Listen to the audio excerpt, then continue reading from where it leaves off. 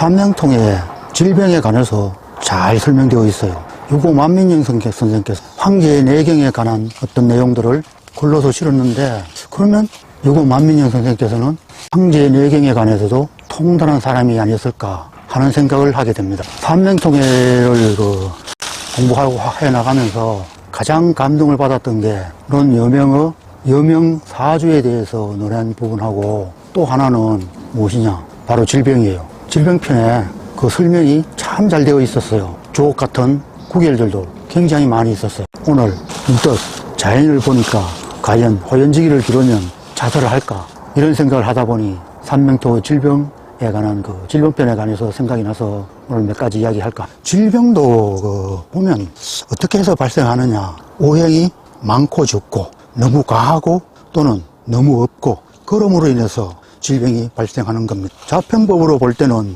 일간을 기준으로 해서 십성관계로 보게 되는데, 질병은 십성으로서 보지 않고 오행으로서 추리하고 감명하게 되는 겁니다. 목화토금수 오행으로서 본다는 이야기입니다. 오행으로서 보게 되는데, 방금 이야기했듯이 과다불급, 너무 많고 너무 적고, 이에 대한 상관관계로 본다는 겁니다.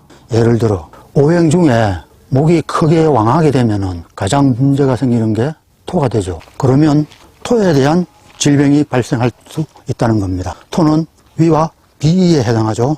네, 그렇습니다. 위와 비위에 질병이 발생할 수 있다고 추리하게 된다는 겁니다. 또 화가 왕했을 경우에는 무엇이 문제가 되죠?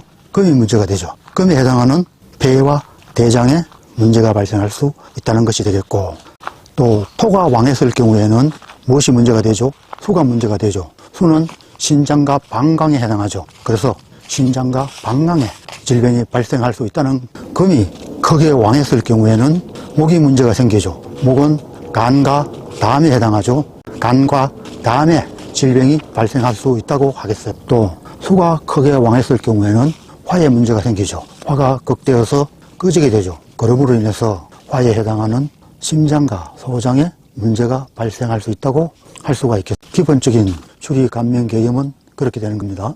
어제 우연히 이런 글을 읽게 되었어요. 비염이 생겼을 때 과사나 수소를 면봉에 묻혀서 귀에, 코가 아니고 귀에 면봉으로 깊숙이 넣어서 가사나수소로 소독을 하면 비염이 없어진 그런 글을 읽게 되었거든요. 어떻게 가사나수소를 면봉에 묻혀서 귀를 소독하면 비염이 낫게 될까 의아하죠.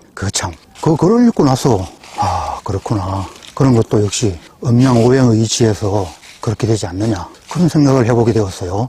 무슨 말인가 하면 귀의 어떤 기운이 코에 미치게 된다는 거거든요. 귀와 코는 오행으로 좀 다르죠. 삼명통에 보면은 코가 두툴두툴해지고 코가 막히고 그럴 경우에는 경과 신이 병정의 극을 받아서 그래서 그렇게 된다고 했거든요. 그러면 귀는 자에 속해요. 자는 수죠. 가사나수소를 가지고 귀를 소독함으로 인해서 수에 힘을 불어넣어 주어서 코에 속하는 금이 화의 극을 받는데, 수가 화를 극해서 금을 보호하기 때문에, 그래서 가사나수소로 귀를 소독하면 비염이 없어지는 것이 아닌가 하는 생각을 해보게 됩니다. 필자도 알레르기성 비염이 굉장히 심해요.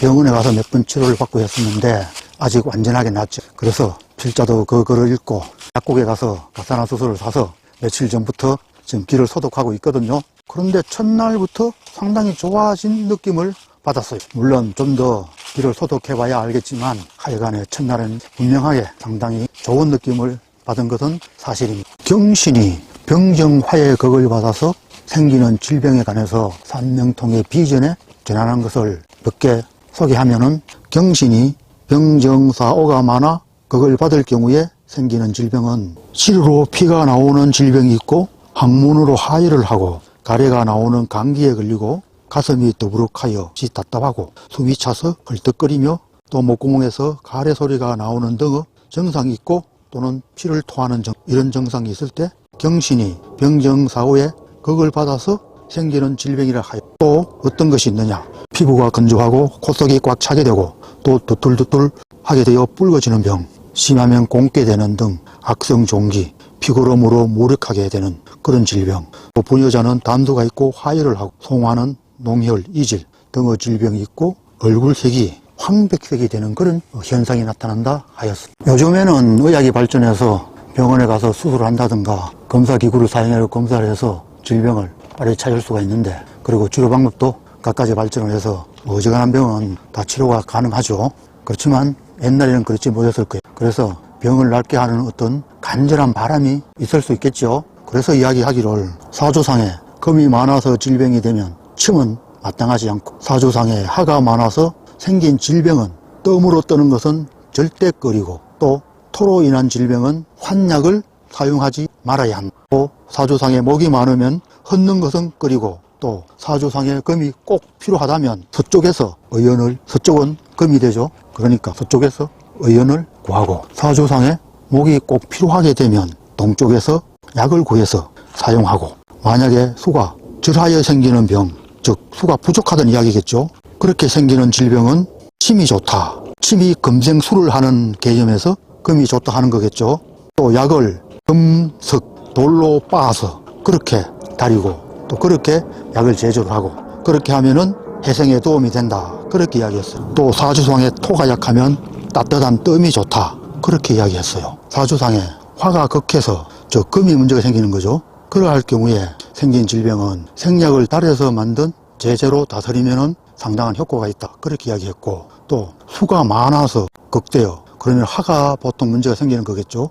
그러할 경우에는 환약을 갈아서 사용하는 것이 좋다. 그렇게 이야기했습니다. 요즘에 생기는 질병들은 그래도 거의 다 치료가 가능하다고 할 수가 있겠는데, 그렇지만 고대에는 그렇지 못하여 어떤 면으로 주술적인 방법이 될 수도 있겠죠. 그래도 조금이나마 병을 치료하는데 도움을 얻고자 한 것이 아니겠어요. 그렇겠죠.